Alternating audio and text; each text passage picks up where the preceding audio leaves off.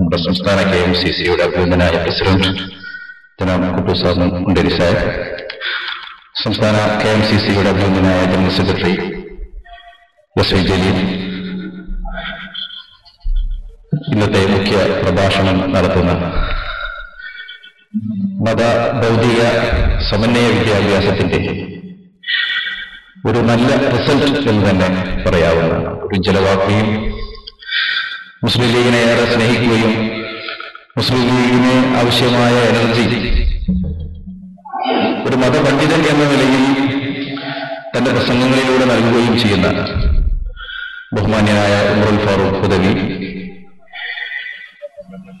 പിന്നെ സൗദിയിലും ബഹ്റൈനിലും ഒരു വലിയ ബിസിനസ് ശൃംഖലയുടെ ഉടമയും ഈ അടുത്ത് കേരളത്തിൽ പ്രക്ഷേപണം ആരംഭിച്ച ദർശന ടിവിയുടെ ഡയറക്ടർ കൂടിയായ ഉമറുൽ ഫാറൂഖ്, വിദ്യാഭ്യാസ ജീവിതത്തിൽ MSFന്റെ ഒരു മുന്നണി പോരാളിയായിരുന്നു. ഈ അടുത്ത കാലത്താണ് അദ്ദേഹം തന്റെ ബിസിനസ് ഇവിടെ ബഹ്റൈനിൽ ആരംഭിച്ചത്. എങ്ങനെയാണ് നമുക്ക് അദ്ദേഹത്തിന്റെ സേവനം ലഭിക്കുന്നത്? മറ്റു വേദിയിലുള്ള നേതാക്കളെ, സഹപ്രവർത്തകരെ, സുഹൃത്തുക്കളെ, 1948 മാർച്ച് 10 മദ്രാസിലെ രാജാജി ഹാളിൽ വെച്ച് രൂപീകൃതമായ മുസ്ലിം ലീഗിന്റെ ആ രൂപീകൃത വാർഷികത്തിന്റെ ഒരു സ്മരണയിലാണ് നാം ഇന്നിവിടെ ഒരുമിച്ച് കൂടിയത്. കേരള മുസ്ലിങ്ങൾ ഒരു അഭിമാനകരമായ ഒരു കേരള മുസ്ലിങ്ങൾക്ക് പ്രത്യേകിച്ച് അഭിമാനിക്കാൻ തക്ക ഒരുപാട് കാര്യങ്ങൾ കേരള മുസ്ലിങ്ങളുണ്ട്, മറ്റു ഇന്ത്യയിലെ തന്നെ മറ്റു മുസ്ലിങ്ങളിൽ നിന്ന് വിഭിന്നമായി. പ്രധാനമായും ഒരു അഭിമാനികളായ മുസ്ലിങ്ങളായി കേരളത്തിലെ മുസ്ലിങ്ങൾ മാറുവാൻ ചില കാരണങ്ങൾ. ഒന്ന്, ഈ സമൂഹം, കേരള മുസ്ലിം സമൂഹം രൂപപ്പെട്ടത് പ്രവാചക കാലഘട്ടത്തിൽ തന്നെ, പ്രവാചകനിൽ നിന്ന് തന്നെ ഇസ്ലാം മതം സ്വീകരിക്കുവാൻ കേരളത്തിൽ ചിലർക്ക് സാധിച്ചു എന്നത് ചരിത്രപരമായ ഒരു യാഥാർത്ഥ്യമാണ്.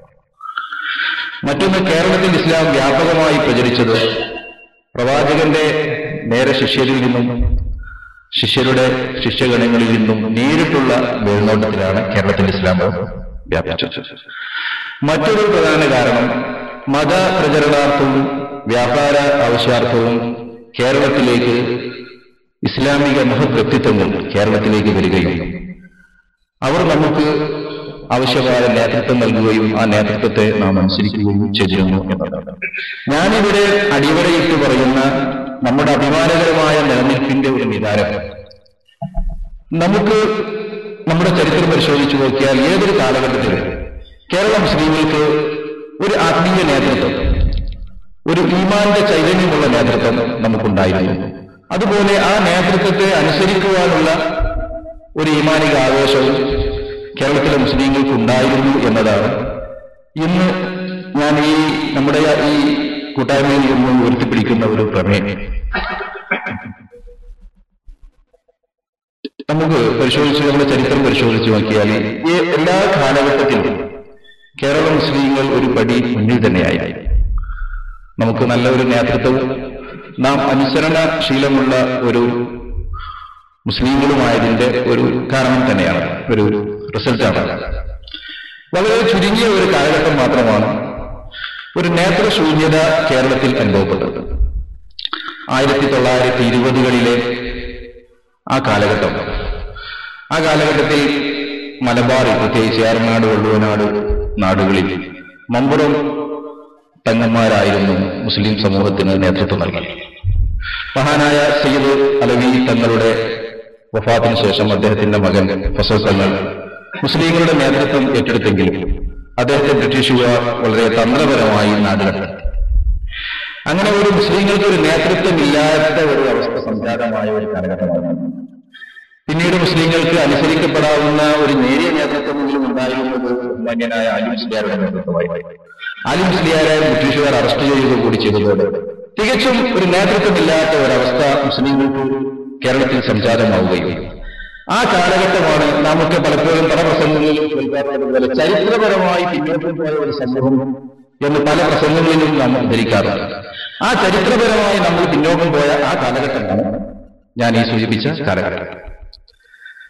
ആ കാലഘട്ടത്തിൽ മുസ്ലിങ്ങളുടെ വൈകാരികതയെ ചൂഷണം ചെയ്യുവാനും വൈകാരികതയെ ഇളക്കിവിടുവാനും അതുവഴി തങ്ങളുടെ രാഷ്ട്രീയ ലാഭം, രാഷ്ട്രീയ ലക്ഷ്യങ്ങൾ നേടുവാനും വേണ്ടി ചില ശക്തികൾ പ്രവർത്തിച്ചിരുന്നു.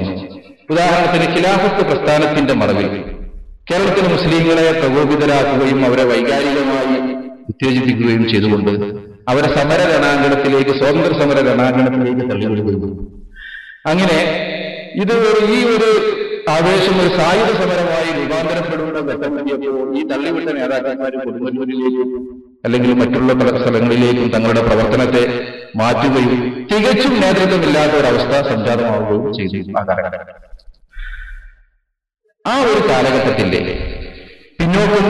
ഒരുപാട് പിന്നോട്ട് പോയ ഒരു സമൂഹത്തിന് മുന്നോട്ട് കുതിക്കേണ്ട ഒരു സമൂഹം വളരെ പിറകോട്ട് പോയ ഒരു ഘട്ടത്തിലാണ് 1948 രാജാജി ഹാളിൽ വെച്ച് ബഹുമാന്യനായ കായിദ മില്ലത്ത് മുഹമ്മദ് ഇസ്മായിൽ സാഹിബിന്റെയും സിദി സാഹിബിന്റെയും നേതൃത്വത്തിൽ മുസ്ലിം ലീഗ്, ഇന്ത്യൻ യൂണിയൻ മുസ്ലിം ലീഗ് എന്ന് പറയുന്ന ഒരു സംഘടന രൂപം കൊള്ളുന്നു.